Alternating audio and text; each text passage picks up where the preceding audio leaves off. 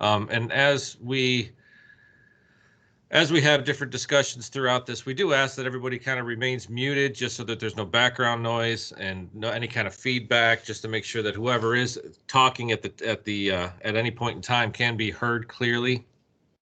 If you do have something that you want to share, a question, something that you want to bring up, we just encourage you guys to use the raise your hand option, or you can post a comment or a question in the chat box. And either Holly or I will find an opportunity to introduce your comment or you, so that you can unmute yourself and present your own idea or question. During this, being that it is a roundtable discussion, we do encourage everybody to share your video, and as much as possible, let's just kind of open up and try to have an open discussion, even though it is in a virtual platform. So moving on with the housekeeping, all the different options as far as how Microsoft Teams works is up on your top right of your screen.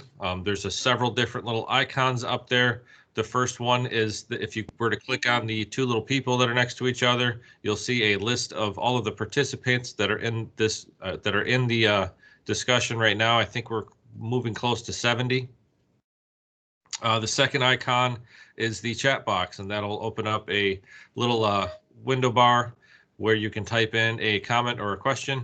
And then the third one, moving toward the right, is the raise your hand option. If that hand is highlighted, that means you have your hand up and you're kind of waiting to be recognized so that you can speak. And if you skip over the little ellipsis there, the little three dots together, you'll see a camera, a microphone. Those two things will, if there's a line through the camera, that means we cannot see your video feed. If there's a line through the microphone, that means you are muted. With that being said, I would like the other presenters to kind of jump on and introduce yourself. I'm afraid I'll slaughter it if you leave it up to me. I find that hard to believe, Todd. So, Mike, why don't you start off? Oh, sure. Okay, I'll go right ahead. Getting me not to talk is usually the problem here. Mike Smith. Just trying to get you tired out. What's that? We're trying to get you tired out before we get started. Yeah. My name is Mike Smith. I'm the technical training specialist with Bay State Roads, which is the Massachusetts Local Roads program, or the Massachusetts LTAP. We don't actually have local roads in our title. We just call ourselves Bay State Roads. And prior to working here, I was the DPW director for 20 years, so I've spilled a lot of the same blood and the same mud that many of you have.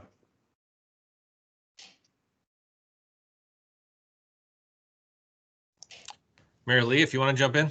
Sure. Marilee Lafond, and I am with the UNH Technology Transfer Center. We provide New Hampshire's LTAP services, and glad to join in this call today. We had a similar discussion with some of our public works agencies and public works friends a couple weeks ago, and we know that this is an evolving conversation. The 1 hour that we dedicated to it a couple weeks ago was just scratching the surface. We're continuing those conversations, and certainly find that the more people and minds you get together, like today, the more scenarios and solutions seem to be coming out. So glad to participate and hear what others have to suggest.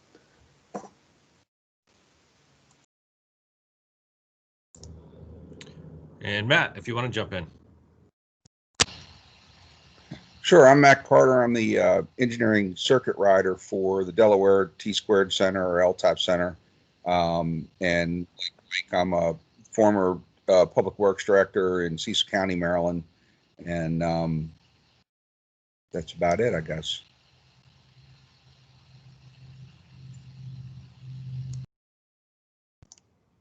Stu, I know you're back there somewhere.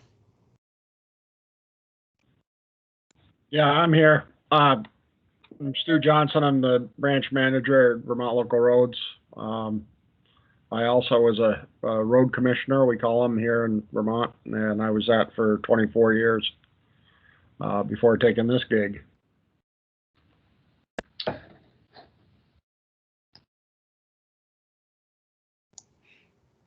So are we forgetting anybody? I don't believe Butch was going to make it with us today. Right, Marilee? he wasn't certain he would be able to join as of yesterday, so I expect that. I don't believe he's on the call today.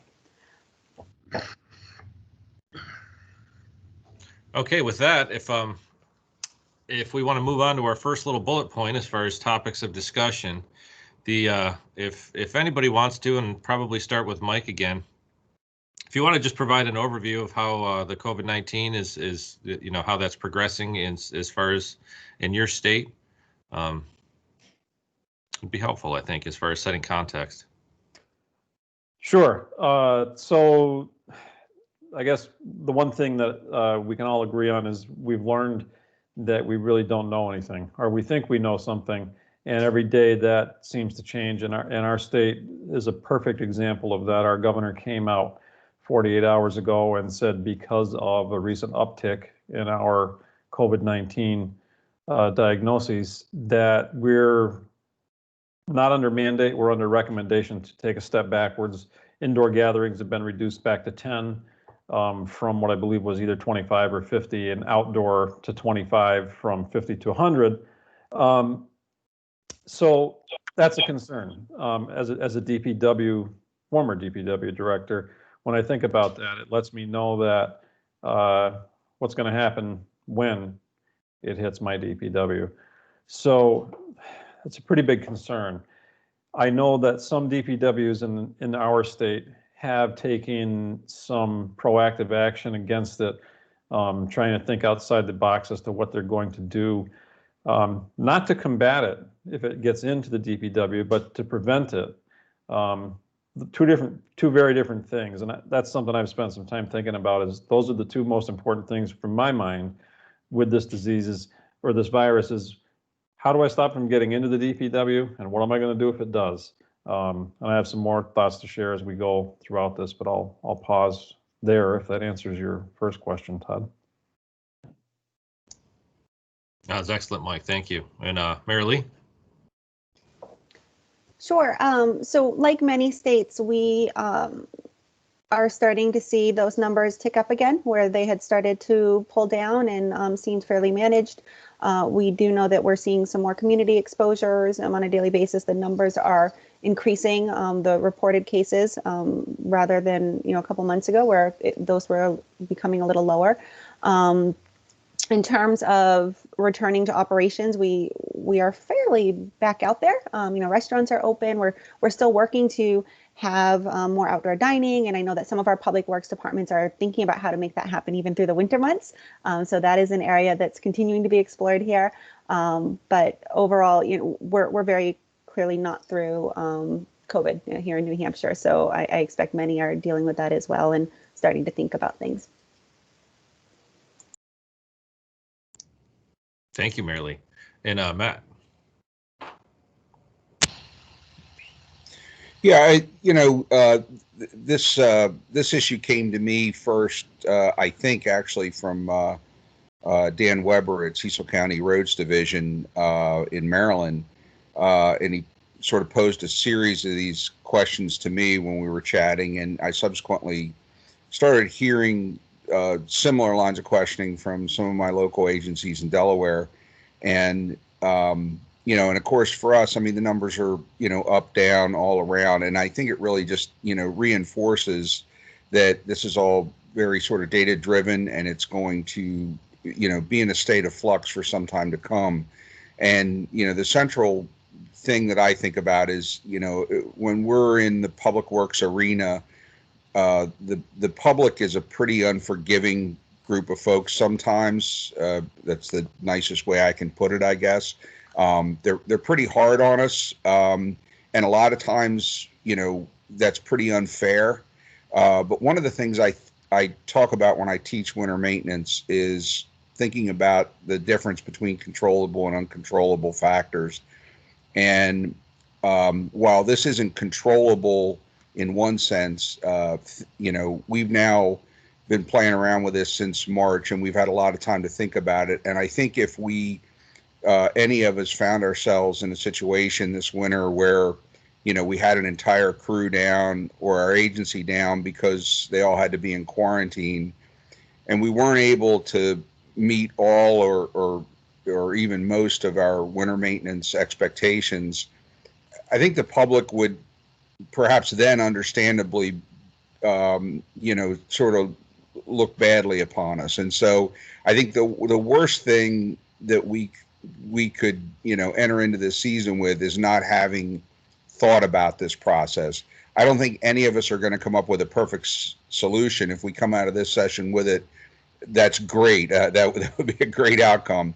But if we can come out of this with some thoughts and ideas and some shared experiences and different tools, I think it's going to benefit us, because I think the worst thing that any of us can do come, late December, January, February, if part of our crew is down and we can't meet our expectations, is to say, well, gee, we hadn't thought about that. And I really think it's important for us to think about it and see what kind of things we actually can do as contingencies and to protect ourselves. So to me, that's sort of the central focus.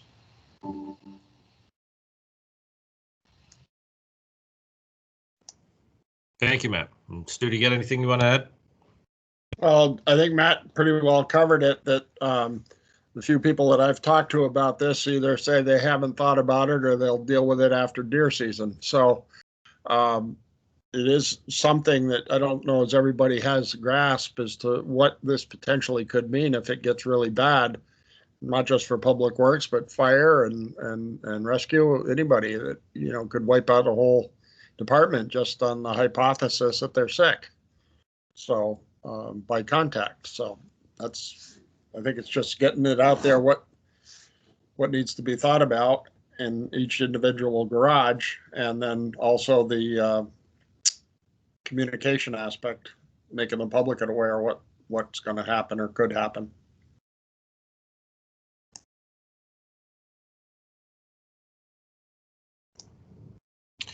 Does anybody else have anything that they want to jump in and?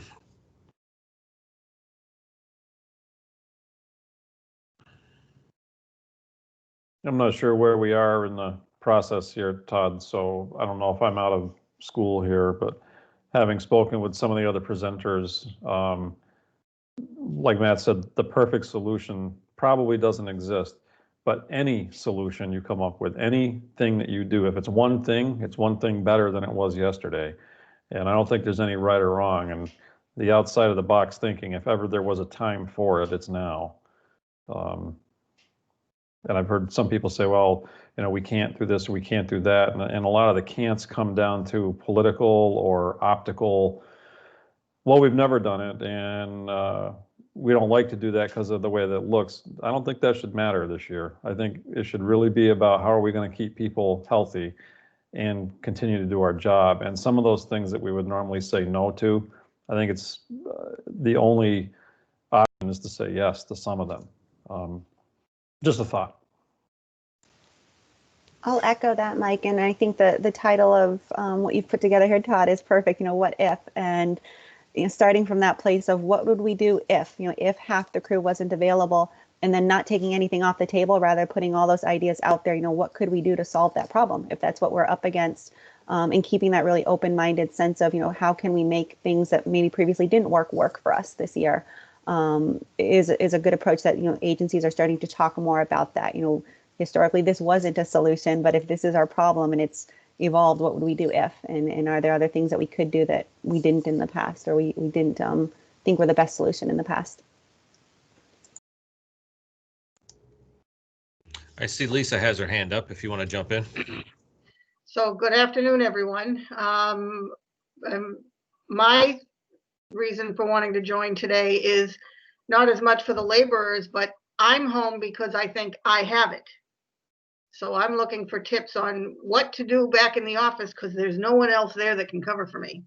So that's the viewpoint that I'm going after this with.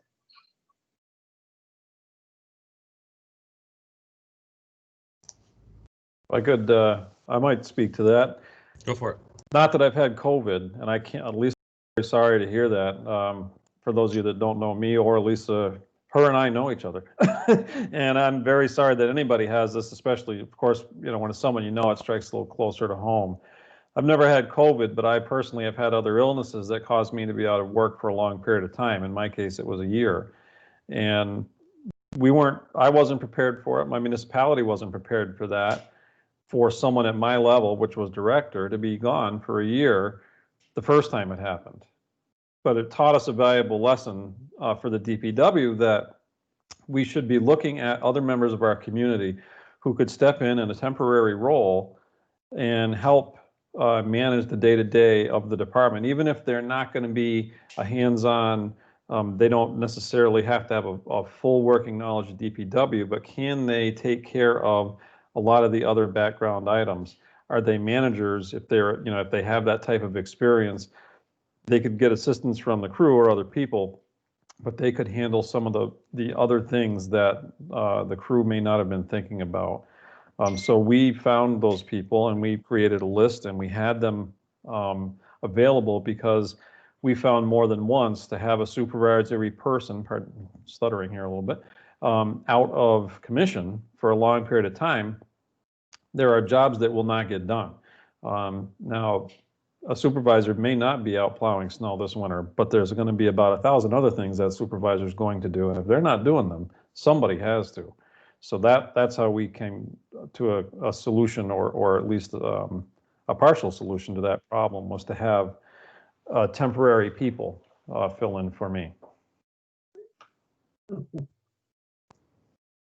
Yeah, and a potential fuel to the fire is the fact, I know one of the major problems for both the state and some of the municipalities in Vermont is everybody's already shorthanded.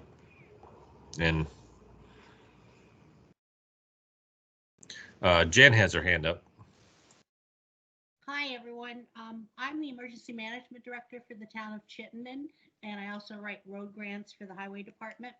So I've kind of been in a unique position to perform my role as EMD, as well as know what the role of the Highway Department is. One of the things that we as emergency management directors have to do is develop a continuity of operations plan. I hope that's not a new word for you, some of you, to hear. But what you have to do is go through each department within your town municipal services and figure out what are the priority services that need to be done on a daily basis, a weekly basis, a monthly basis, and then figure out if their top person isn't going to be available to do that particular job, who could do it next, and then go 3 deep with that, and then provide the training for how to do that particular job. This is part of the town's emergency management or emergency management operations plan. And I think that any town that doesn't have a relationship, or any road department that doesn't have a relationship with their emergency management director, this would be a perfect time to develop that. We've been told that in preparation for this next wave of COVID, this is the time to get your continuity of operations plan in place. It's a fairly simple document. You have a lot of good discussions about what things are included and what things really don't have to be done, but you'll run into things that will be as simple as who's got a key to the town office. And if the top 3 are out sick, who's the 4th person that has that key? And where the directions or the login for the computer. Those kinds of things are things that come up, or at least they have in our discussion. So I just wanted to share about the continuity of operations plan. I don't know, Todd, if you've seen that before. I'm sure that we could get it sent to you, or the state EOC could send it to you. Familiar with the term, but I haven't seen the form. Yeah, it's pretty simple. It's just lines.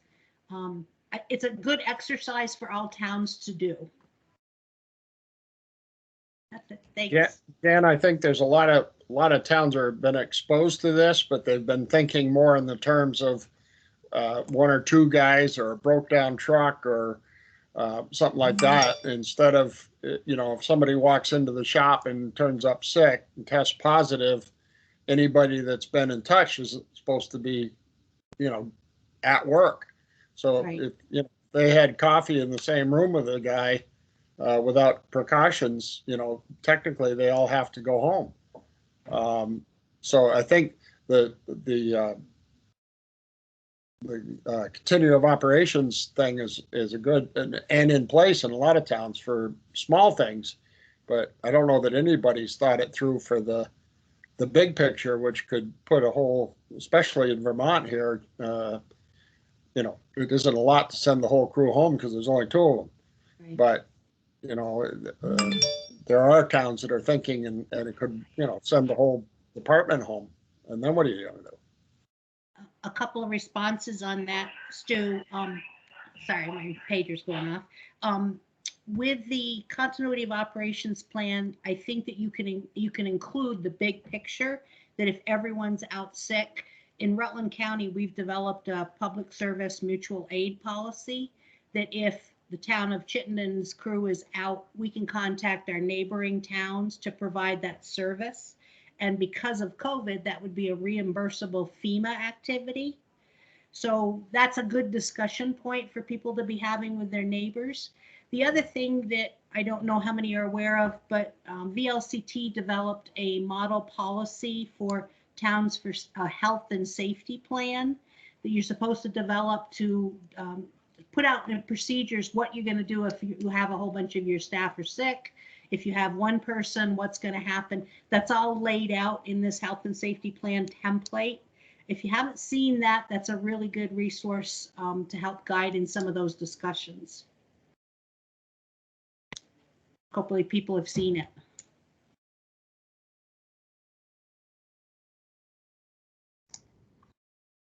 See, Chip has his hand up. Hello, everybody. My name's Chip Barrett from the town of Westford, Massachusetts. Also the current president of the American Public Works Association, representing the New England chapter.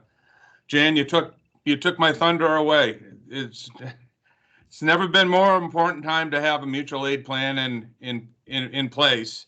If your crew is out and you're totally wiped out, you're going to have to rely on your neighbors, whether they can give you 1 truck, 2 trucks, or whatever. And it may be a series of neighbors, or it may be a neighbor from far away that wasn't involved in the same weather pattern type event.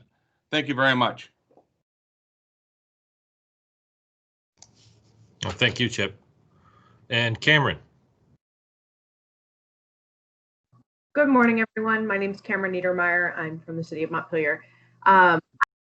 About quarantining. So it was my understanding that DPW staff is counted as essential personnel, does not need to quarantine under Vermont's orders anyway if one of their coworkers is sick, as long as everyone is participating and wearing masks inside and distancing, and we're keeping our staff to some very specific regulations internally, but they don't need to quarantine. They need to self-monitor for symptoms.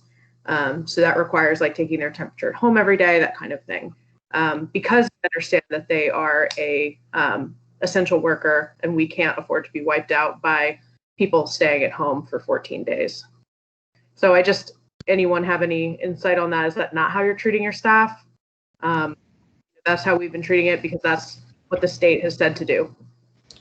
I haven't heard that Public Works is considered essential. Last time I checked for the hazardous pay, we are not considered essential. No, well, to my understanding, the hazard pay has a lot to do with like reimbursement from the state, and that didn't cover that. This is under Vermont Stay Home, Stay Safe order.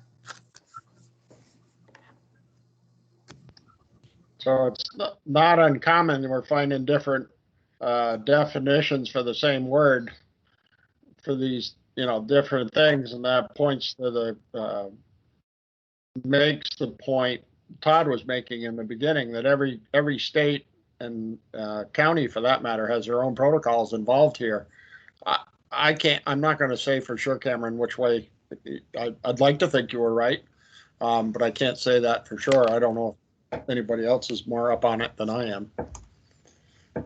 Definitely something to look into. Can I just say? I guess that would just be my insert, is just letting folks know that might be an option for you to have internal rules where you don't need to have your entire team go out at once. If I could jump in, actually I have 2 comments. One is the rules are one thing. So we look at directives from the government, the CDC, whomever, and they say, okay, well, if you do this job, then you can relax on this part or that part. So again, I like to think differently than everybody, and my good friend Chippa there from Westford, I'll guarantee that he'll chime in and say I'm very different than most people. Good to see you, Chip. I haven't seen you in forever. But one of the things that I like to think about is not just what the rule says, how I can treat my employee. How will I treat my employee? If I know that one person in my DPW had COVID and other people are concerned for the safety of themselves and their family and say, I don't feel comfortable exposing anyone else or my family, how do I say no to that person? How do I say, well, the rule says that you don't have to quarantine. The rule says this. And that may be a stretch, and it may be further than a lot of people want to go, but it's something that I would have in my head. I couldn't say no to that person. I would have to accommodate those needs somehow, which gets back to then how do I backfill that position? And the second thing that I found interesting in this last little conversation was the question of hazard pay and essentialness. This isn't about getting paid. This isn't about whether you're an essential worker, because you are. The President of the United States in 2003 declared all public works as first responders, whether you like it or not. There's a presidential declaration that says public works are in fact first responders, and it's Homeland Security Presidential Declaration number 5 from 2003, if anybody wanted to know. And that's what APWA has been pushing for the last few years. That could be a benefit to you in this situation. Yes, it was George Bush, President Bush, at the time. So that's still in effect, and that might give you some more power to do things a little differently than you ever have before, especially in times like this. And with that, I'll simmer down. But you touched on an interesting aspect of that, because, the people resource is the most important resource. And, and even though we should be understood, and I think Cameron's right, as far as that interpretation, that's the one that I hear repeated the most, although I've heard other people question whether that's how it should be understood as far as public works. I believe that's how the state's looking at it. But at the same time, the people resource is the most important resource. So we have to think about, just what their comfort level is. And just like Mike was saying, if somebody gets sick, I mean, is it the public works department or director's is it within their best interest to necessarily mandate, somebody? How are you going to enforce that? You don't feel comfortable being around somebody who has tested positive. Well, what position are you going to take as far as forcing them to get into a plow truck or work alongside that particular individual? I mean, it's again, why we're kind of bringing this all up. How are you going to approach that and think about it?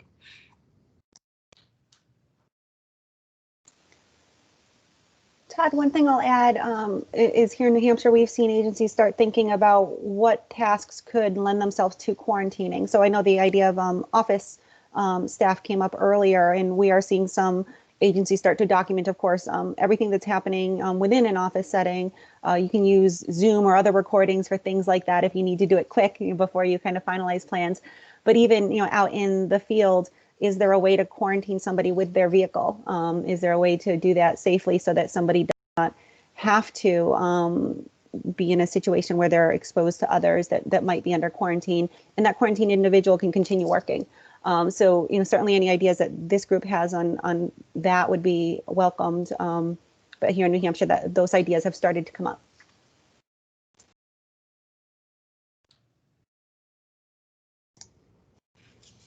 John, I see you have your hand up.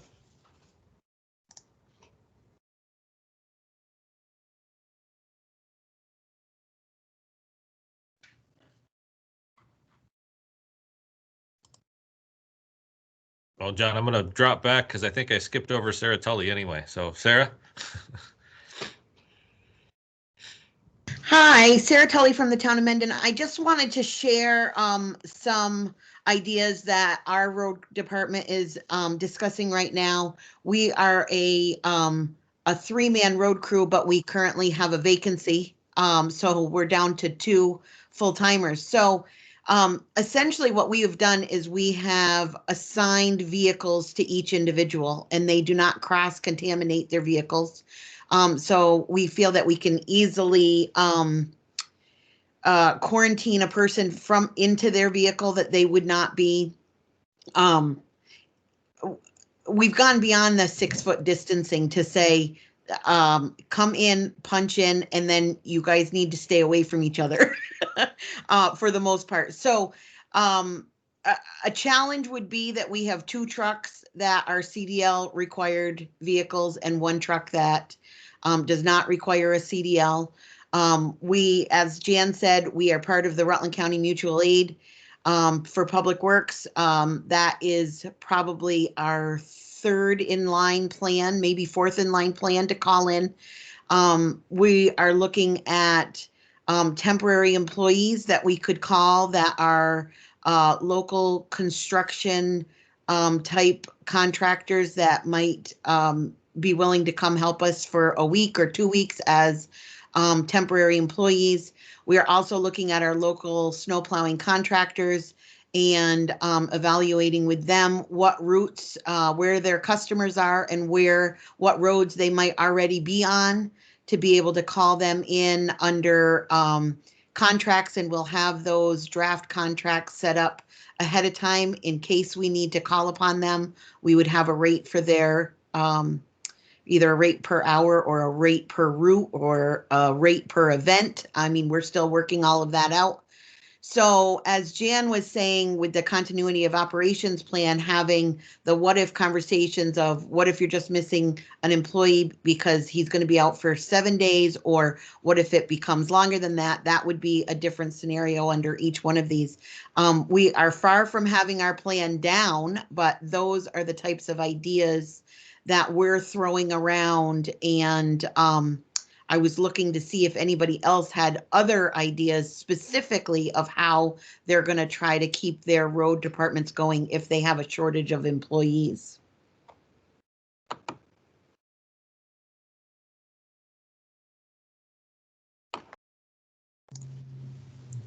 Well, one of the things, I'm sorry, go ahead, Todd. Go ahead. No, you go ahead, Mike.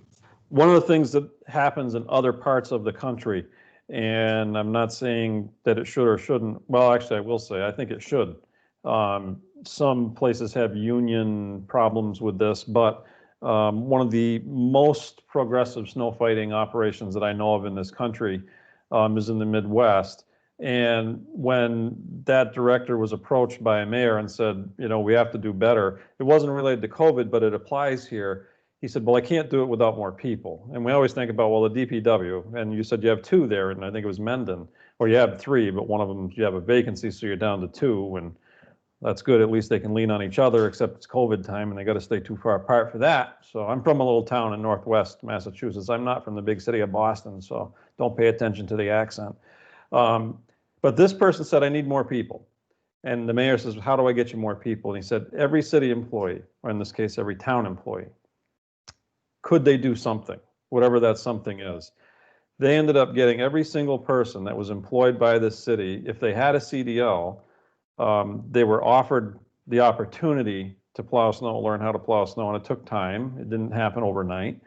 But every new hire from that point forward was told, no matter what you're hired for in this city, if you drive a school bus or you drive a desk, when it snows, you will be involved in snow and ice operations.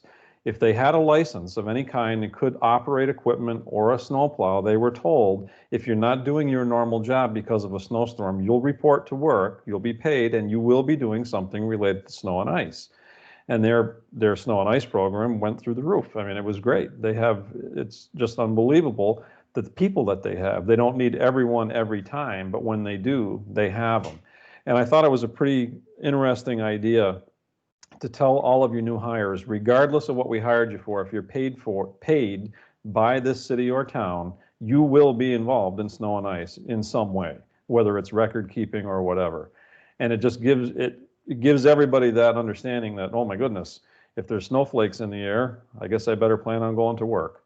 I retired from that, so I don't have to do it anymore, but it's a thought, and it's probably too late for this year, but there's always another one coming.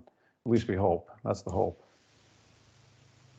Mike, I think that's a really interesting and unique approach. I like that. And I had popped a comment in that I know some towns are looking at could fire or rescue possibly step in to support these operations based on CDL. And also going through the process of prioritizing, if you were going to have somebody just kind of get into a truck and go out, what routes make the most sense for somebody who's new and doesn't know the route? Starting to document those routes turn by turn, through apps that allow that easily, with technology, or even just paper, making sure that that turn by turn is available for somebody who might be hopping into a truck fairly fresh. So those are some things to be thinking about, as well as, if you had to get into a vehicle and you had never gone down this part of town, would you know where all the bumps, the turns, the snow piles go? And does that make sense to assign that to somebody new, or are there other priority areas where you could shift somebody into that seat? Chip, I see you just raised your hand, but I want to give John Bull another opportunity.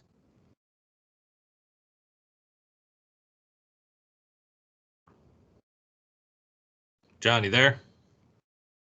I think the ladies covered it quite well. The only thing that I will remark on from the past remark, especially in this upcoming season, if we are not first responders, how are the so-called first responders going to get to their locations during a snowstorm? So regardless of how we're boxed in by whatever name, I mean, we have to go, period.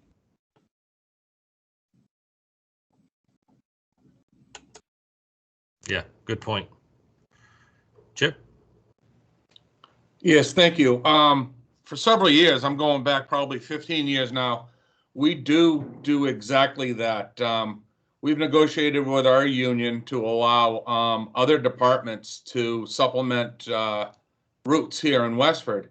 We'll have dispatchers, firefighters, police officers, water department people, even dispatchers from other towns. If they're a municipal employee and they're certified, they can come in and pull a shift, and it's worked out very, very well. They're not people from the outside; they're the people within your bubble, if you will, a little bit, and they're responsible. They're already on the town's payroll. They've been cleared by quarries and everything else. It's worked out well for us. Thank you.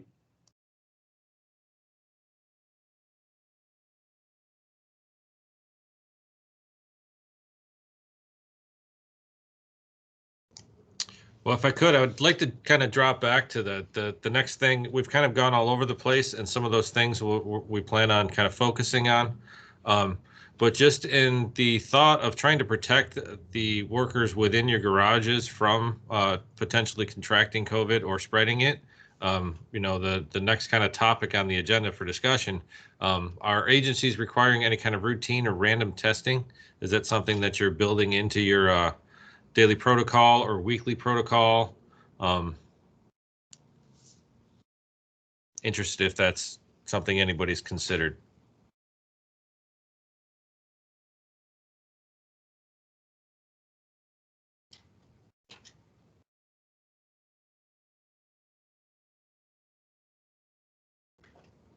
Lisa's asking in the chat box there, how do we get rapid testing?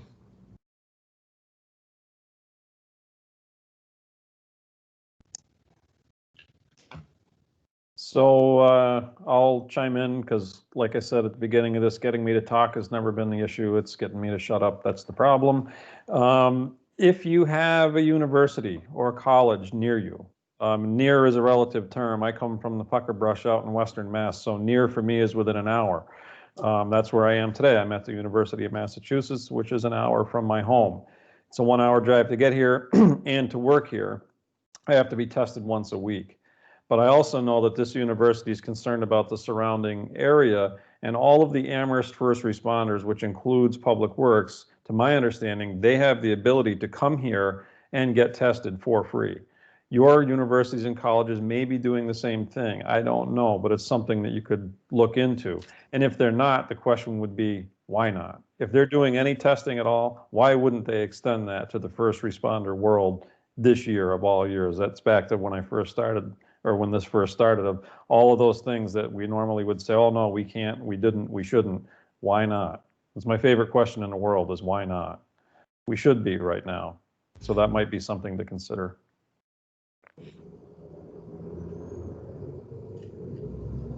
Sarah, your hand's up. I just had a question. Were we talking about rapid testing for COVID, or are we talking rapid testing meaning drug testing in order to put an employee in a vehicle. Two different type of testing that we need to be concerned about. Absolutely. COVID specifically. Okay. But everybody needs to think about that other one too. Oh, well, absolutely. I think there are different drugstores and stuff now that are starting to do this kind of test, and some of the urgent care type places, they've been doing it. I think the thing is to make the arrangement ahead of time, so that the process can be guaranteed. People could, announce they're with the DPW and there's a pre-existing arrangement. It would be the best way to handle that, unless you can get it through your health department. Some of the bigger cities and stuff may be able to arrange it, but it's becoming more available, I guess is what I'm saying, at least around here.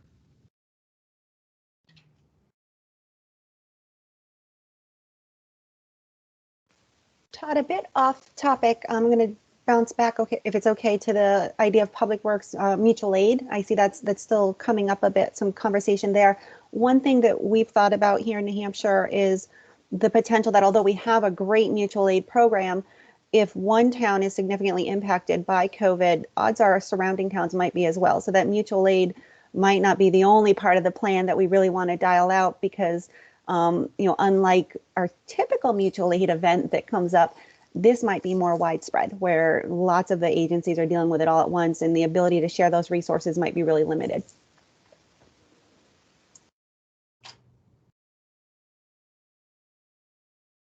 See, Kathy Reynolds had something in the chat box that is kind of right in line with with the kind of testing and working through the towns. She says here, have towns added to their personal policy to restrict personal travel of essential workers like the road crew.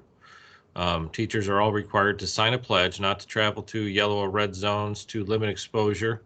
We had one of our 2 road crews go fight fires out west for his vacation, and then we had to pay him to quarantine for 2 weeks when he returned. We were a single person crew for 5 weeks and could not hire a sub. No one was available. We are thinking we need to restrict staff travel during COVID to minimize exposure. Does anyone have this policy in place? As far as how the state is, as far as VTrans is concerned, Vermont state and state employees, our shoulders have been tapped as far as, office employees like myself to help out in emergency situations. And the policy right now within VTrans is that we're expected to clear any kind of out-of-state travel that we do that might require a quarantine upon return with our supervisor, so that there's an hopefully a well-rounded conversation as far as coverage as a result of any kind of travel, especially if it's more I guess like vacation type travel rather than something that would be necessary for the care of a loved one. But I'm curious if anybody has any thoughts on that.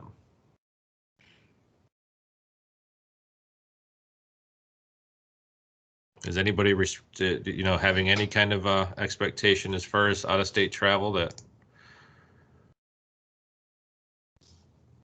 as per the different governors' mandates, might require some type of quarantine?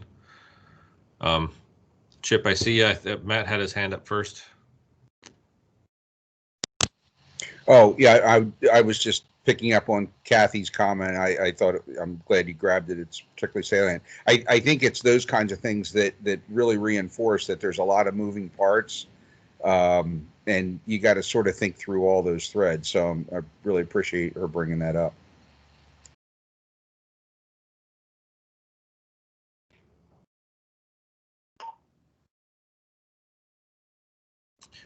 Yeah, at any rate, I think it's something that a lot of people might have to really consider.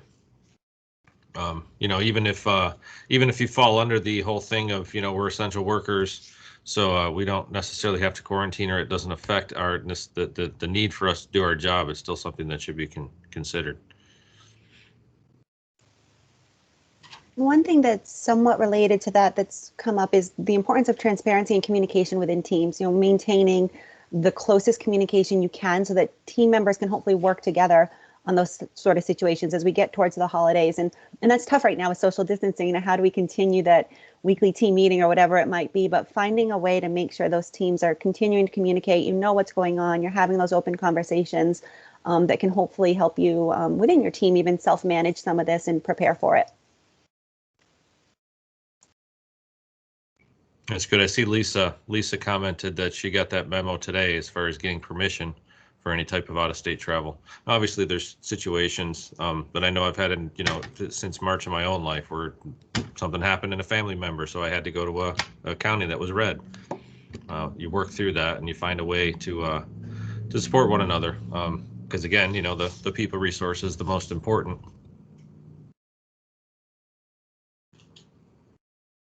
Any other thoughts on that?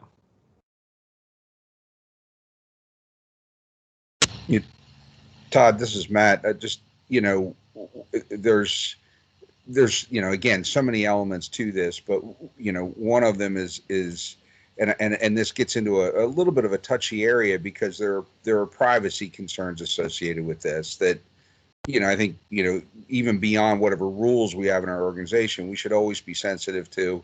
But the more transparency we can have amongst our crews and their supervisors or what have you, I think, for example, they're, very understandably, we're a go-getter kind of group, right? We want to get out there and be part of the fight. And it's understandable that a lot of snow fighters, maybe they're not quite feeling so well, but they don't want to raise that because they don't want to get grounded, right? And I would encourage that, that's the kind of thing that crew leaders, supervisors, et cetera, ought to encourage. Look, come talk to me. I'm not going to necessarily ground you, whatever. Tell me what's going on. I think that's one element of it, to the extent that you can encourage that kind of, candid exchange, at least with your supervisors. The other part is that, we're coming up on holidays, whether it's Thanksgiving, whether it's the Christmas holidays and New Year's and what have you. People are going to be, out involved in some of that. And so even, that doesn't even need to be out of state travel. So I think it's going to be really important to have a lot of internal communications, if not amongst the crew, then certainly between an intern, any given employee and their supervisor, where I've been, whatever, just to sort of have a heightened awareness that, I might have been exposed. I was in a big group, outside of my cohort. So it's, again, I don't, it's a messy kind of topic because, again, there are privacy issues associated with that, and each crew will have to sort of navigate that themselves. But I think the more we can do with sort of a transparent set of communication amongst each other, we'll be better off as well. Yeah, hopefully we have those cultures as much as possible already established. Chip, pardon me for rolling over you last time. Still muted.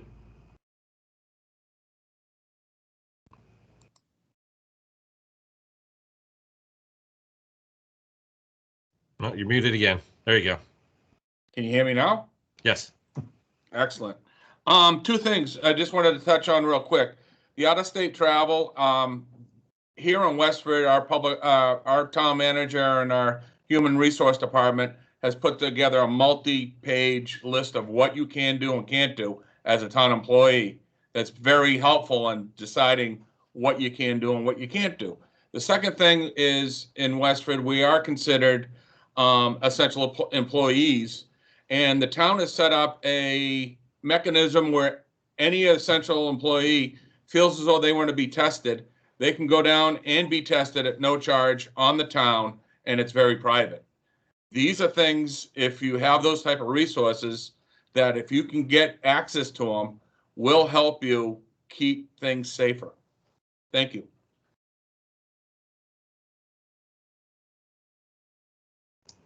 Thank you again, Chip. Kevin Collins. I'm not sure if you can hear me, but thank you. Great format. and well overdue. I think it's a great presentation also. Agreeing with everything what everybody has said so far, as far as the mutual aid package or having different people in different departments within the town. But you can see, I'm a general foreman, I'm a union supervisor. I'm actually out there on the street. And the one thing that we wanted to attempt to do, and it got preempted with last week's storm, was just a simple tabletop exercise. And any town can do this.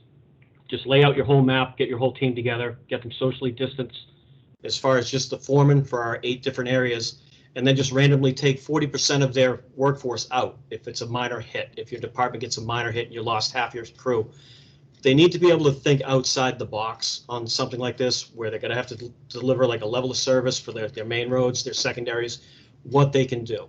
So simply getting them all in a room, putting a map down, laying out everybody, taking 40% of the workforce, even 50% of the workforce out of the equation, including the supervisors.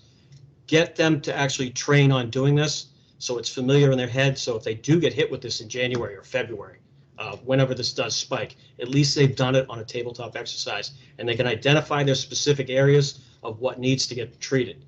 If there is no B team to come in, if you can't rely on police, fire, or surrounding communities. I mean, if we get hit bad, that could be like your worst case scenario.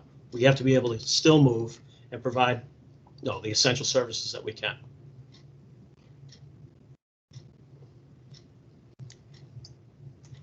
Thank you very much, Kevin. Jan?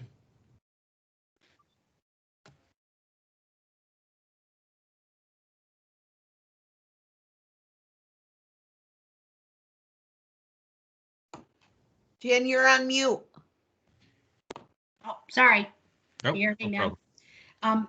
I'm thinking that this whole topic has prompted a discussion with our State Emergency Operations Center. I'm sorry, that's the pager going off in the background. We have a conference call with them every 2 weeks, and it's pretty heavily concentrated on procedures for fire and police and rescue.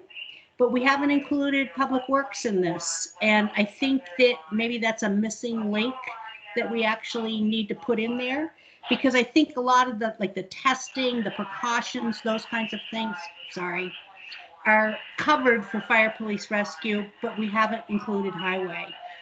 So, sorry, didn't turn it down before I go on the meeting.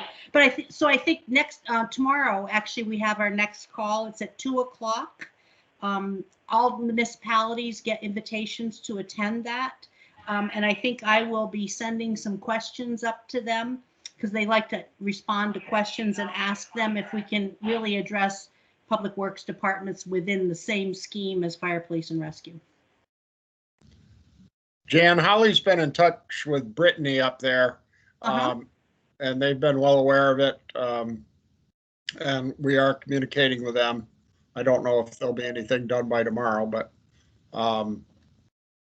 it will be. They're on it, and actually, I can't remember her name right off the top of my head. Down there in Rutland, she's the one who sparked that conversation. So I think they're on board. Okay, great.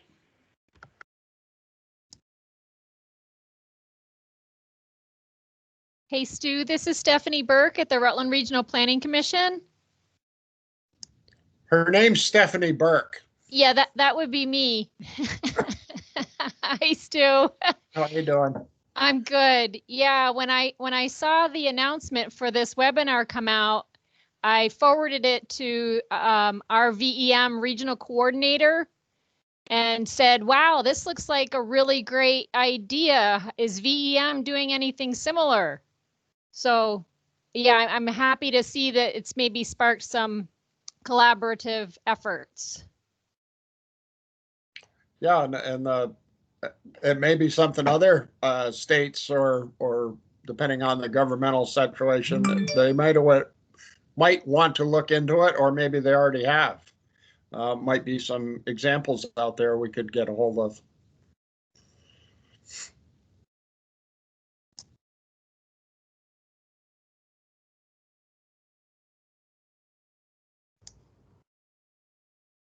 Any other thoughts or comments? Todd, I'll just mention on the idea of communication, now is perhaps a great time to establish a a kind of consistent routine method of communication with your communities, whether it's a weekly update, a video, an email, whatever it might be, to start creating that kind of go-to place that they know what to expect, how it's going, what your planning is evolving into, how things are going for the team currently. So if you don't have that kind of scheduled once a week check-in or whatever the cadence is, now might be a time to think about how to do that.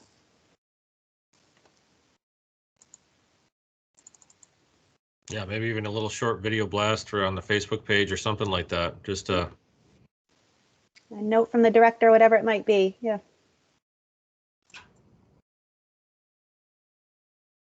Todd, can I go for it?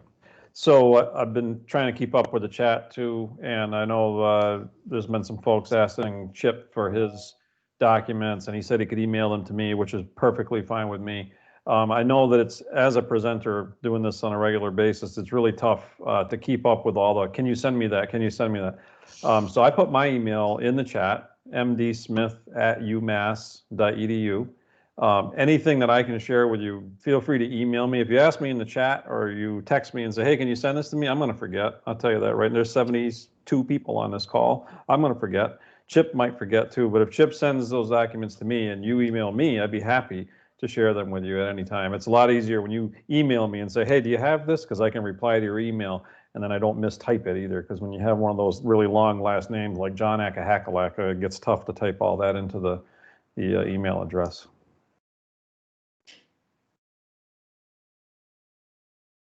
Well, thank you for that, Mike. Just kind of to jump on that communication again, is there anybody already doing something out there as far as trying to, ratchet up the communication with your community and making them aware of potential virtual potholes? Trying to make a terrible pun that makes it even worse.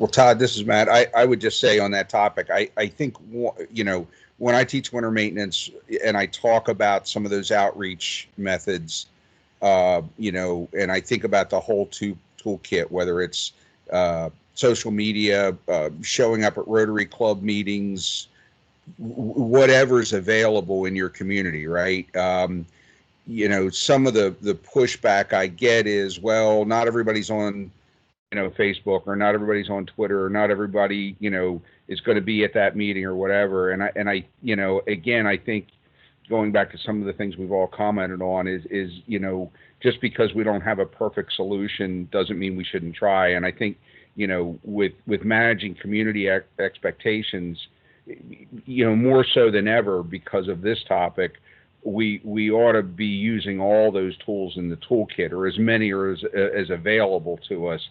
And so I think, get out of that mentality of looking for the killer app that's going to provide that outreach, and use whatever's in your toolkit and just use it to the best of your ability. Matt, I'll echo that, and I don't quote me, but I think something like 70% of U.S. adults are on Facebook or something like that. So it is certainly widely used. But even if your agency doesn't have a page, you probably have a community page that's being managed within the community, and you want to be sensitive to social media best practices as you kind of dip into these opportunities. But there might be other ways that are already established that are networking within the community that you can tap into to share messaging.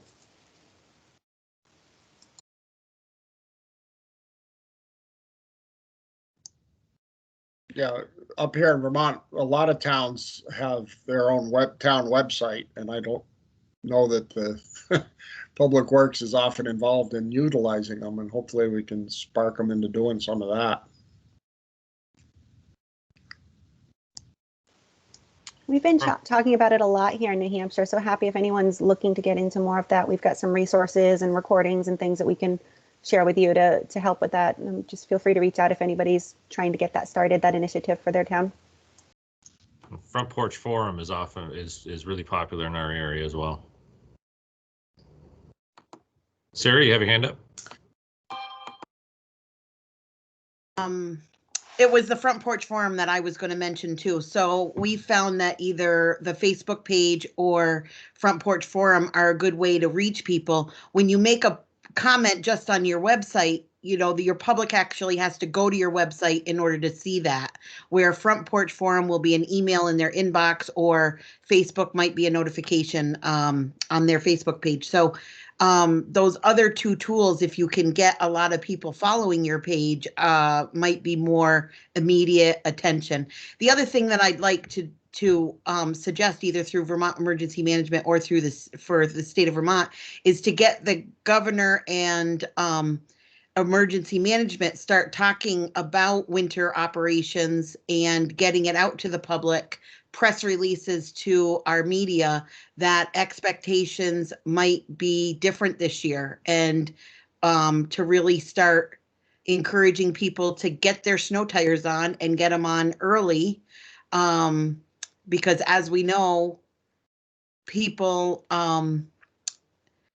their expectation is that we're going to have bare roads. And even though we tell them year after year, that's not a realistic expectation, it is their expectation. So to get the message out there through the government or our emergency management operations that, you know, that those expectations have to be amended this year, and not to expect to just be able to jump in your car and travel anywhere you want in 15 minutes safely. Well, they can't do that in the summertime. Why we expect them to do it in the wintertime is beyond me. I never figured that part out. And crash their vehicles in the middle of July, and they don't blame it on DPW. Put 2 snowflakes up in the air, and suddenly it's my fault. Jesus. We've gone to Comedy Central here. Well, my God, you threatened me with TikTok earlier today there, Stuart. I'm just getting ready, warmed up over here. But tying some of the emergency management talk together with what Sarah's doing about, or suggesting about the state or emergency management, one of the questions that is further down the outline Todd's working with is a discussion about declaring snow emergencies or just the, you know, some kind of an emergency, when have it prepared so you have a protocol or whatever that even the select board or the governmental body that you're dealing with would be able to declare a state of emergency and have some gumption to enforce it. And certainly it could go to the state. I mean, every once in a while, not very often, but every once in a while, there is a state of emergency declared at the state level. And that may have to come if you get a big storm and you've got only a partial crew or a shared crew. Yeah, correct me if I'm wrong, Stu, but I believe that Governor Scott has extended the state of emergency for Vermont through the 15th, and will likely, if the numbers keep climbing, they'll likely extend it even longer. Some of the conversations I've had with towns throughout Vermont is if that's the case, the government's declared a state of emergency, and we do have an issue as far as what happens within our garage if a couple guys get sick or if they start testing positive.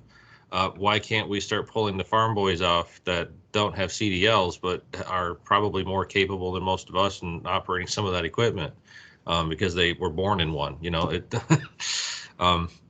So I don't know if anybody else has considered that, or if that's even a consideration. Well, certainly up here, if you don't get there in time and the milk truck's coming, the boys will plow it for you. But that's getting further and farther between too. Matt's got his hand up, Todd. Yeah, just picking up on what you guys were talking about. I mean, again, I think this is another thing that falls into the, you know, maybe we don't normally think about using tools this way. I mean, and again, it varies quite a bit from state to state and region to region. But, you know, here in the Mid-Atlantic, you know, we're used to, you know, a state of emergency usually being applied pretty broadly across the state. You know, it's either in a state of emergency or it's not. But, you know, normally a governor has the ability, you know, to be pretty flexible with that. And so, you know, it might even be the kind of thing working with the Emergency Operations Center or what have you to say, hey, we've got a particular problem in, you know, this town or, you know, this county, and saying, you know, we'd like a state of emergency applied for perhaps limit of travel or things like that, just for that area. Again, that wouldn't be the norm, you know, and there's always the concern about enforcement, but that's another kettle of fish. But, you know, again, in terms of thinking how to use some of our existing tools a little bit differently than we ordinarily would, and that kind of granular approach probably wouldn't be our normal way of thinking and using emergency declarations.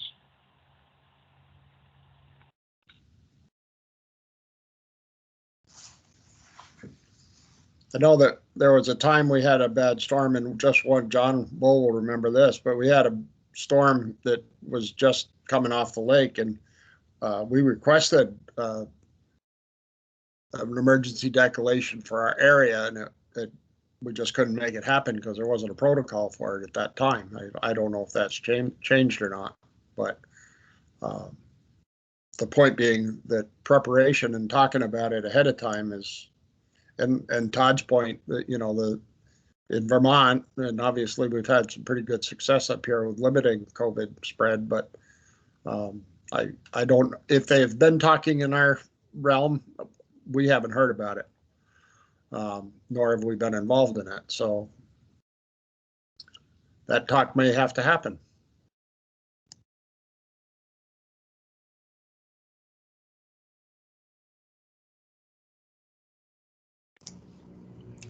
So John, you put a comment in the chat box about event notifications and whether those are available to local communities.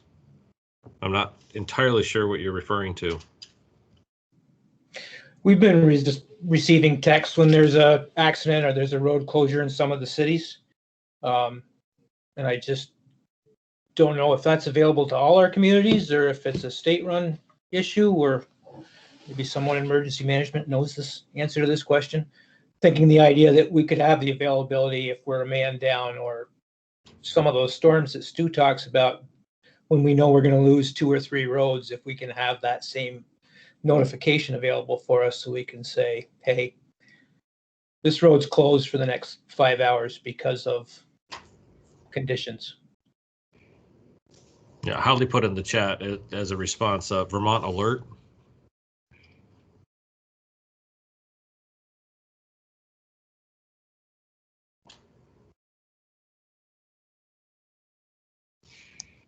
Todd, that's a good topic for your roundtables. Looking forward, get the people from Vermont Alert on. Oh, there you go. Well, that sparked Jan to answer or stick her hand up. It did. I just wanted to share that some emergency management directors have been trained to be able to put out our own Vermont Alert notifications. But if you feel uncomfortable or no one's been trained, you can contact the duty officer at the state emergency management office, and they will put it out for you. You can either do a targeted audience, or you could draw like a geographical area. However you wanted to do it, you could send it out to the entire state, the entire county. There's lots of different options. So probably that would be a good thing for road commissioners to know how to do that, or at least be aware of how to get it done in their town. Do other people from other states have that kind of a setup? They do. I don't believe it's called Vermont Alert, but it's through a company called Everbridge. Okay.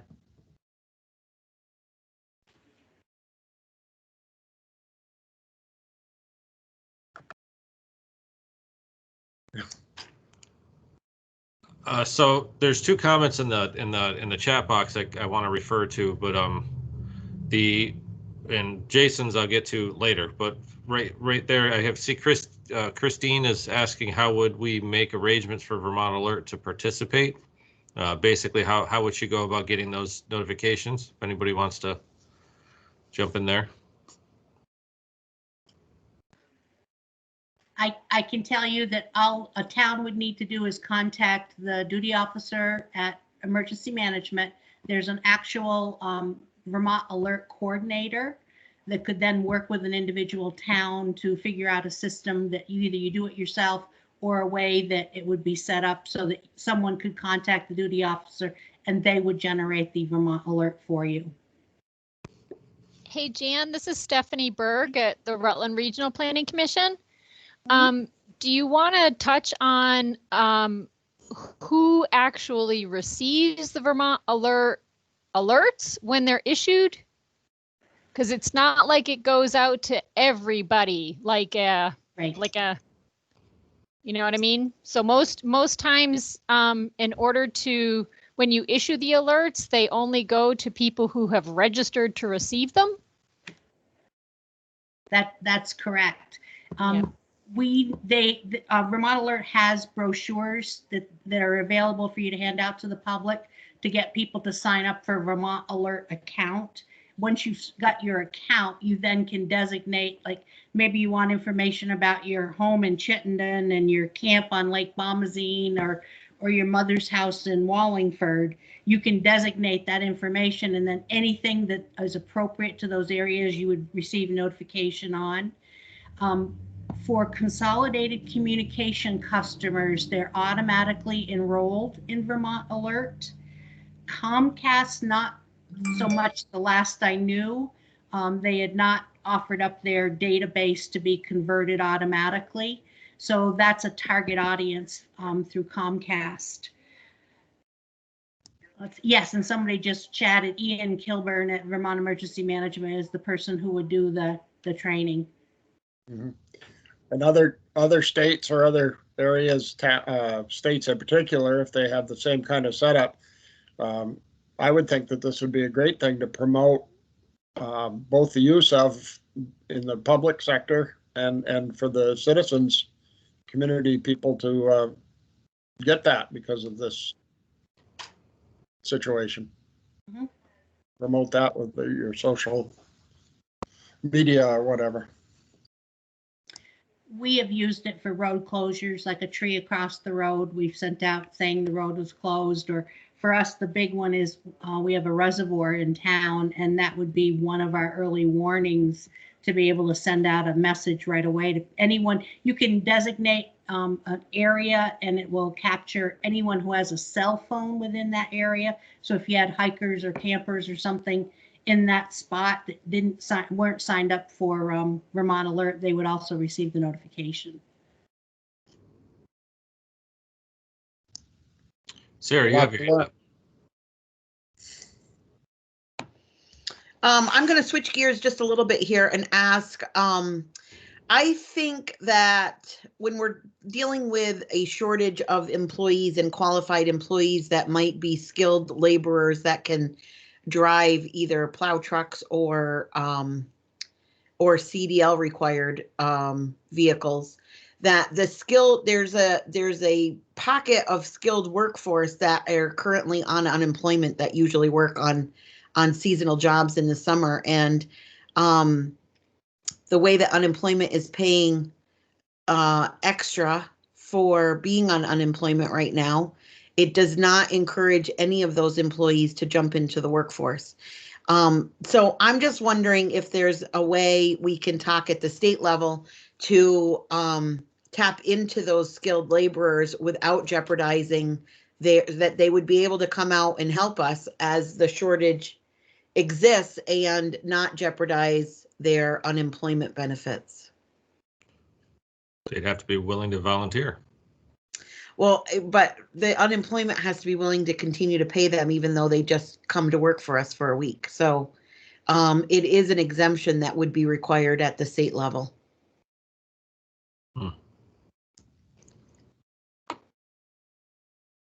I've heard that from several towns that they've talked with different people trying to fill in some of those voids and you know, have some preliminary kind of preparation for what might happen. And that's been the over and over a response that they've gotten. Has anybody considered, you know, I think we mentioned this a little bit earlier, but allowing some of the drivers to take their vehicles home?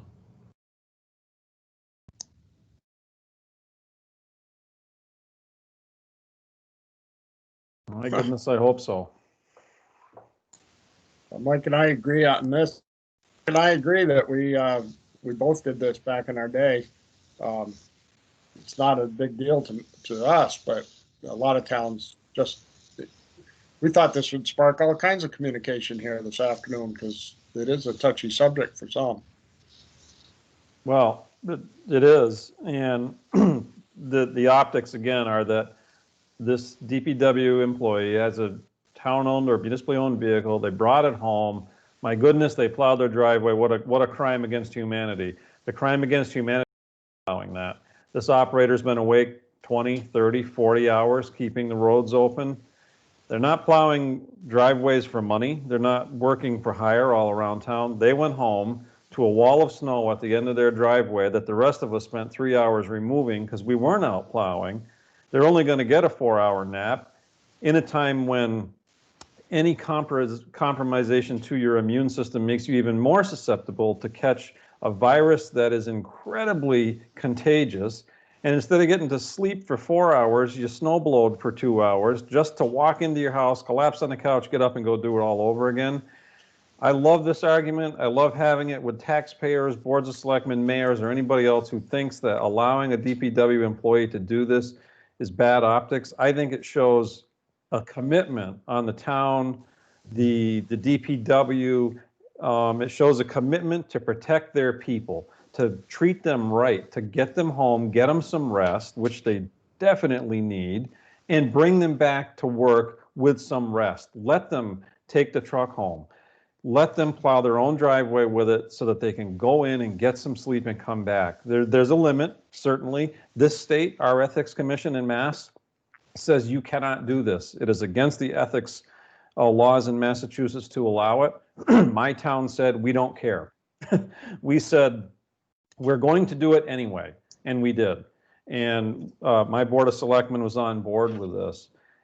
For those reasons. And this was in a time when there wasn't a pandemic. This was just bread and butter operations. If we can't do it now, I couldn't think of a reason to fight it before the pandemic, and I certainly can't now. I think it even has more teeth to allow this to happen. I know what it looks like. I know what it looks like to see a DPW person plowing their driveway at 2 in the morning. When I see it, I clap my hands and say, there's somebody who cares about their people. That's what it looks like to me anyway. Yeah, I agree. This is sort of up there with, when you have, natural disasters like hurricanes and things where we personnel, we do that knowing, that, well, maybe we didn't need to after the fact and what have you. The bottom line is that we need to look at these kinds of operations from a view of what is the most efficient, what gives us the most flexibility with our operation. We really have to, and we ought to be willing to answer the questions of the community if they question those kinds of things, and explain to them why we're doing that, and dispel the notion that this is some kind of a perk or something. It's not a perk to ask somebody to drive home and crash for a few hours and turn right around and come back. We talked a bit about the transparency and communication piece earlier, and I think this falls into that as well. The more your community can know ahead of time, you're getting ahead of a risk by wanting people to go home and sleep and stay well. And particularly now, how do we take care of our people? 2020 has been challenging for many people, and as we go into a winter that, long nights away from family, it's even more important to make sure everyone's doing well. So the more that we can communicate ahead of time, perhaps to communities, this is what this year is going to look like for us. And it may include that you see a plow truck in a driveway when you didn't before. Hopefully we have those defenders out there who embrace that and understand that for multiple reasons, this is an important step to be considering. Another thing for the smaller towns, I know that there are people from all over the country on this call today. Metropolitan cities may not be able to do this. They have their own reasons why. And they may not have this next situation, but in the smaller towns where I come from, especially in Vermont, the majority of your DPW are probably also firefighters and or EMTs. So they have this plow truck at home. They're trying to get a few hours of rest. when the pager goes off, and this meeting is a perfect example of that pager never rests. We know that. I'm not picking on the pager because I wore one for 35 years. That never rests. And if one of the DPW people has that vehicle home when the pager goes off, they're now able to do that job, whichever one it is, from their home. They don't have to go get the plow vehicle to then go back to wherever this emergency is.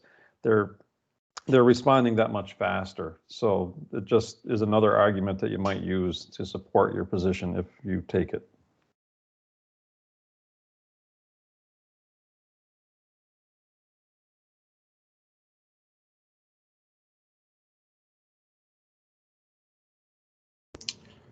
Jason mentioned earlier about the schools being closed, and a lot of the kids are working remotely.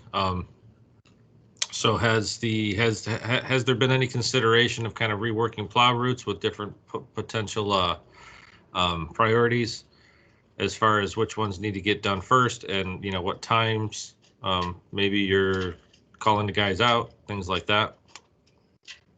Which is interesting. I know for my kids, my first grader is in school 5 days a week, and my seventh grader is basically half the week right now until that changes.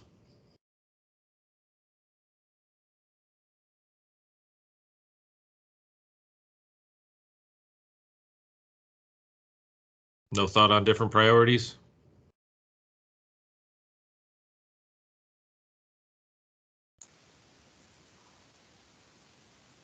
I know of one town that, I'm hearing an echo, I apologize, that is looking at the opportunity to have the school go remote if needed, just simply to reduce some of their town lot plowing that they would need to do otherwise. It takes one less thing off the list that maybe they need to get out there and get the parking lots cleared and get the sidewalks cleared.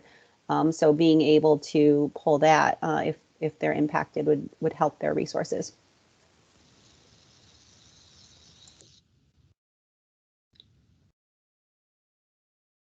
Stu?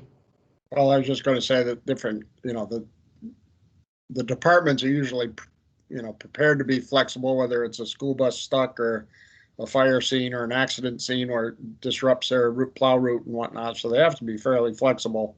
I think to Jason's point, if whether or not we're going to have to start at 2 o'clock in the morning to be done by the school bus run, even on a 2-bit snowstorm nuisance storm that, now we may not have to worry about it because they'll send the kids home with their computer the day before and not have to deal with it. So that takes some pressure off, especially if you're working with a lesser crew.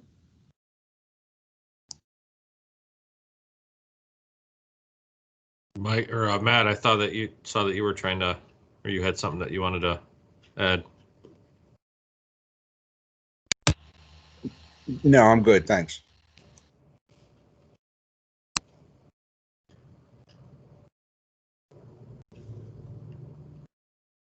Are there any other thoughts? I think we're pretty much covered everything we had on our little list here. The only thing I would say is I think we focused a lot on the what if we get it and not as much on the prevention.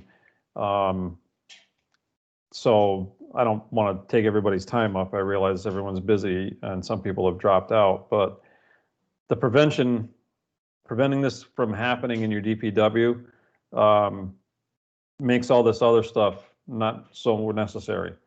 The individual in Mendon saying they have dedicated vehicles, hats off to you for that. Absolutely, dedicated vehicles. If you get the time clock near one of the overhead doors, they could literally hit a button, drive in, punch in, and drive back out, and not even have to expose anyone else in that building. As much as I don't like it, that prevention is critical. There are large municipalities that typically have their people sleeping at the DPW. I know several in Massachusetts that have bunk rooms where they let their employees go in and get some sleep in-house. What are we going to do there? Have we looked at the ventilation system and upgrading it, and how much time would it take? How much would it cost?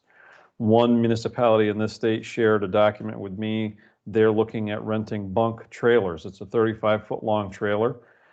There's a doorway on either side of this trailer. You open the door, there's a bunk room in there for you to go sleep in, and you're alone. And same on the other side. So they kind of share a space, but they're not breathing the same air, so to speak. They're separated by a small wall because they care about their employee, and they're looking to keep these after the event for shelter-in-place orders that come from other times.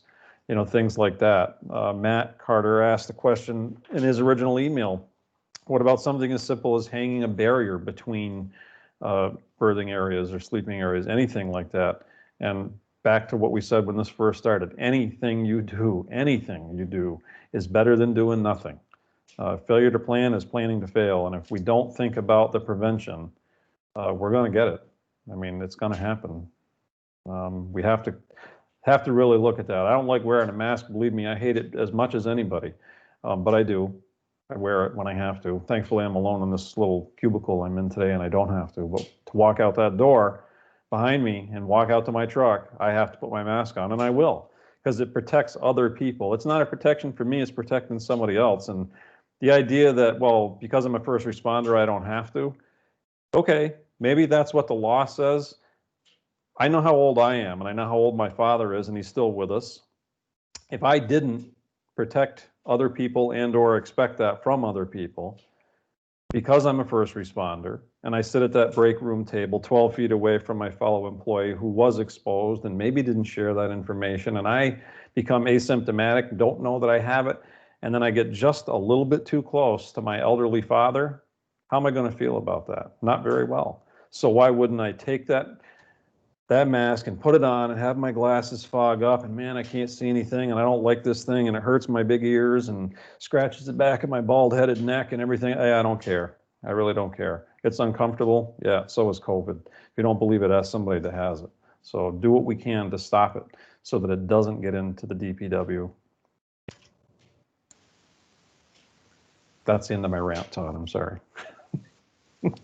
Mike, I think that was all great and very well said. And I just wanted to echo the idea of the rental trailer. I know one municipality that isn't necessarily renting the bunkhouse type of trailer, but a trailer for more break room space so that some smaller pods can be identified and create a little more isolation between the team, which, you know, we know that's challenging. We like to be with our colleagues, but creating some safety there as well. Think outside the box. How many Vermont municipalities, especially because I know how bad Vermont was hit with Hurricane Irene, because I live 3/4 of a mile from the state line in Jacksonville, Vermont. And if you had a FEMA trailer, if you got FEMA trailers, if you still have them and they're not full of black mold because you took care of them or whatever, could you build a partition in there pretty quickly and separate the two halves of that trailer and have 2 bunk rooms yourself? Or could you have a separate break space by using some of these things that are left over from previous disasters? I'm always thinking outside the box like that. I kind of have to, because most of the time I'm put outside the box. They're like, we don't want you in here with us, go over there. Because I was socially distant before it was popular, so.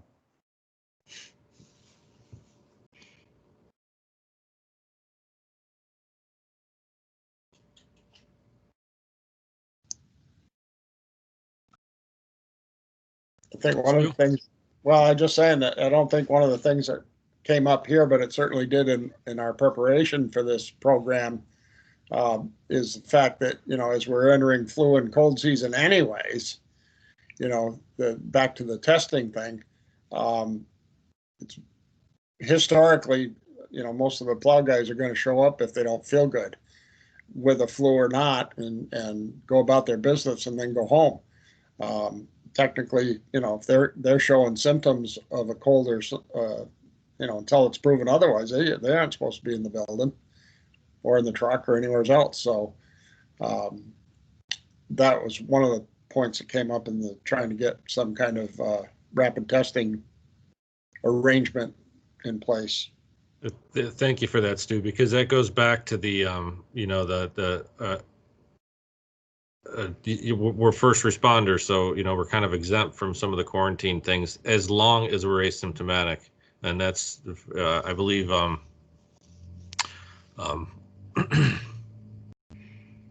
kind lady from Montpelier there shared that. And as far as I understand, it's Cameron from Montpelier. Both the CDC and the state expect that as long as you're asymptomatic. So like you were saying, it might be something that we need to consider, especially if we have smaller crews and we're already shorthanded, to start thinking about rapid testing or having some sort of protocol that's already laid out that is specific to that. And just for the sake of, like everybody's been saying, you have a plow driver out there for 12 hours. I mean, on a normal winter without COVID-19 running around, it's not uncommon just to have somebody have a sniffle or a headache or all those kind of different things that now it's, oh my gosh, you have COVID-19, but that's a symptom. So that's something that needs to be taken seriously in these particular cases. Because the other thing we have to consider too is that a lot of our operators they might be a little bit on the heavy side, so they might have some of these underlying issues as well. Yeah, don't look at yourself, Mike, because then I'm gonna out myself. But they might have diabetes. They might have some of these other underlying issues that creates an even greater a danger zone for them if they do contract COVID-19. So again, the people resource is the most important resource. Some of these protocols isn't just to protect the necessity of making sure that we have operations continuing for our towns, but it's to make sure that you continue to have employees that are appreciated and taken care of.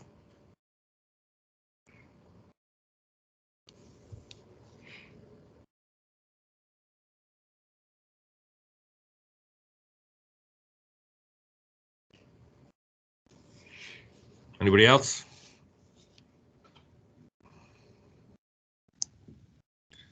Well, our planning committee thought this would probably take us to an hour and a half, and that wasn't any problem. Mike helped. He always does.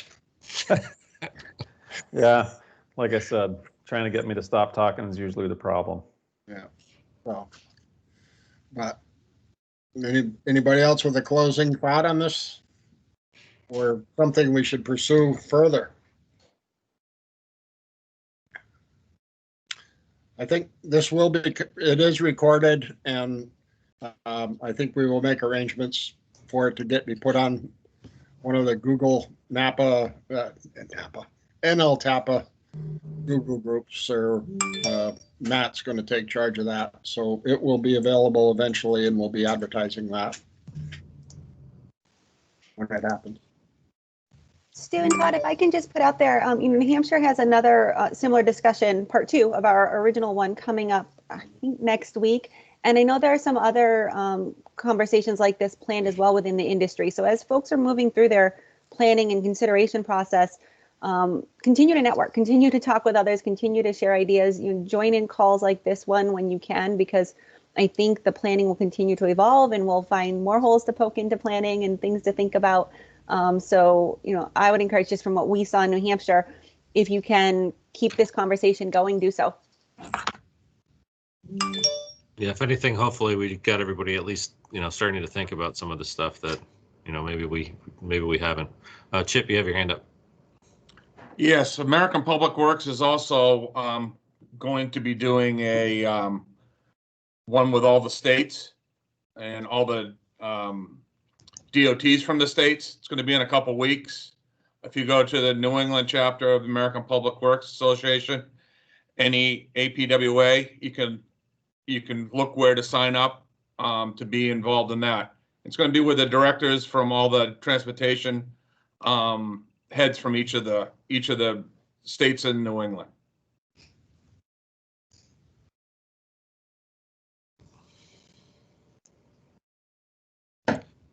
Thank you, Chip.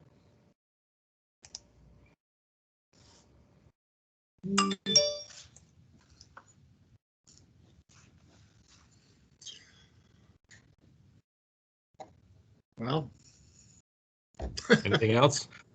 That's what Matt, they call anything to add? That's what they call dead air. And I really want to thank you guys for hosting this. I think it's a great conversation, and I agree with Marilee. I think it's going to need to continue, but share ideas, share thoughts amongst the community. In NLTAPA, we're big in terms of trying to disperse those ideas and share them with our fellow senators.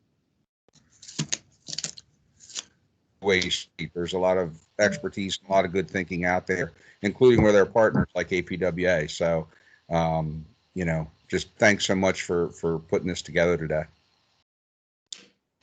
Well, thank you, Matt. You're the one who kicked the hornet's nest. We just ran with it. Oh, I know how to raise a problem. You and Mike are brothers from a different mother or something, right? Something. We're big pot stirrers. And you're not talking cannabis, I take it. Yeah, they say that's legal now. Hey, that's legal in Massachusetts there, pal. Don't be threatening my state with that kind of talk, bud. It's legal down here. I don't have to enforce those laws anymore. Well. All right. Well, Thank you, Holly, for the link. So the APWA link is in the chat pod. Great. Marilee hooked something up too. Oh, it's an invitation to her next program. Very good. Oh, that was a perfect. good program. Yep. Sorry, I I haven't missed that. figured out how to work the chat pod in line yet, so I think I keep embedding my comments, but it's there.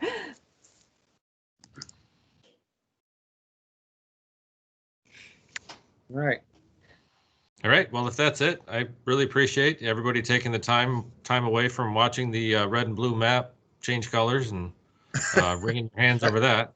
I've been staring at it all day. It ain't changed the color yet. We release you back to your anxieties and stay safe and take care. Thanks, Todd. Thank you, Todd. Take care. Take care.